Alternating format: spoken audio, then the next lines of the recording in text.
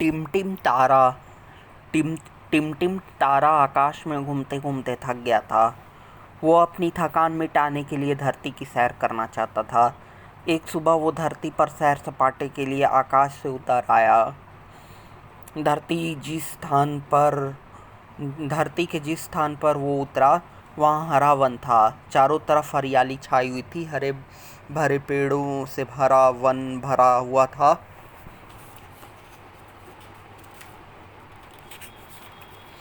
इतनी हरियाली देखकर टिमटिम तारा बहुत ही खुश हुआ।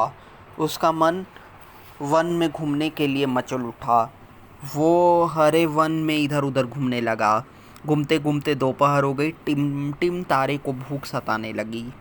वो भोजन की तलाश में एक बगीचे में पहुंचा। बगीचे के सरदार और फलों के राजा आम ने उससे कहा, आओ टिमटिम तारे आओ, मीठे रसीले फल खाकर अपनी भूख मिटाओ। बगीचे के फलदार पेड़ों ने पके फल वाली अपनी शाखाएं नीचे झुका दी। टिमटिम तारे ने झुकी हुई डालियों से पके हुए फल खाए। उस खट्टे मीठे रसीले फल खूब पसंद आए। उसको खट्टे मीठे रसीले फल खूब पसंद आए। उसने पेट भरकर फल खाए। अब धूप तेज हो गई थी। टिमटिम तारे को दोपहर की नींद सताने लगी। वो सोने के लिए आरामदायक स्थान तलाशने लगा। तभी उसके कान में आवाज़ सुनाई दी, आओ टिमटिम तारे आओ, मेरे हरे भरे बिस्तर पर आराम फरमाओ। टिमटिम तारे ने देखा कि हरी घास उसको अपनी ओर बुला रही है। वो घास के पास आ गया। उसने घास को छू कर देखा। वो काफ़ी मुलायम थी। टिमटिम तारा उस मुलायम घास पर लेट गया।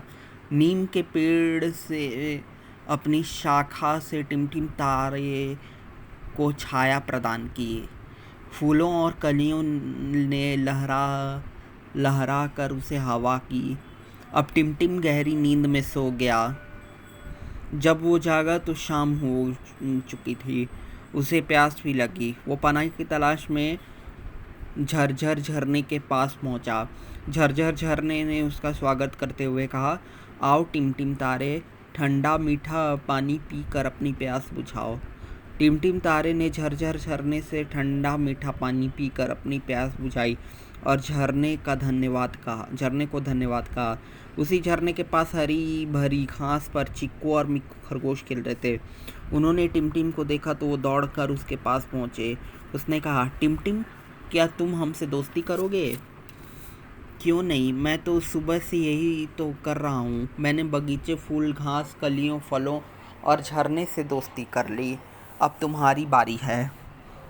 टिमटिम, इतनी जल्दी तुमने इतने सारे दोस्त कैसे बना लिए? क्या तुम्हारे पास कोई जादू की छड़ी है? मिक्कू ने पूछा। अरे भाई, मेरे पास जादू की छड़ी कहाँ से आई? मैं तो सबसे प्यार से बोला और वो सब मेरे दोस्त बन गए। यदि मैं उनसे लड़ता तो वो लोग भी मुझसे लड़ते, फिर दोस्ती कैसे होती? ठीक कहते हो टिमटिम, अच्छे व्यवहार से ही हम सब हमारे दोस्त बनते हैं। बुरे व्यवहार वाले से कोई दोस्ती नहीं करता, चिक्कू ने कहा। इस प्रकार टिमटिम ने चिक्कू और मिक्कू से भी दोस्ती कर ली। तीनों दोस्त एक दूसरे के हाथ पकड़कर गीत गाने लगे और डांस करने लगे। खेलते खेलते अंधेरा हो गया। टिमटिम ने देखा कि आकाश में तारे चमकने लगे। उसकी मम्मी टिम को उसको बुला रही है। टिमटिम अपने सभी मित्रों से विदा ली, सबको बाय बाय कहा। फिर वो अपने घर आकाश की ओर चल पड़ा, जहाँ उसके मम्मी पापा उसका इंतज़ार कर रहे थे। चिक्कू मिक्कू सहित उसके सभी दोस्तों ने उसको आकाश की ओर जाते हुए देख रहे थे। प्यारे दोस्त टिमटिम की विदाई पर सबकी आंखें नम थी। दोस्तों, अगर ये स्टोरी आपको अच्छी लगी हो तो मेरे ऑडियो चैनल को सब्सक्राइब कर दें, बेल नोटिफिकेशन ऑन कर दें और लाइक शेयर कमेंट करके ये बताएं कि कैसी लगी। और हाँ, आपको मेरी सबसे ज़्यादा कौन सी स्टोरी पसंद आई? सिंदबाद जहाज़ी की पहली यात्रा, कि बैजू और बिल्ली, की जूही और बुढ़िया? ये तीनों में से अगर आपको जो स्टोरी पसंद आई हो, आप कमेंट सेक्शन में नाम लिख दीजिए। अगली बार मैं 10 लोगों का नाम ज़रूर लूँगा अपने अगली ऑडियो स्टोरी में। तब तक के लिए धन्यवाद।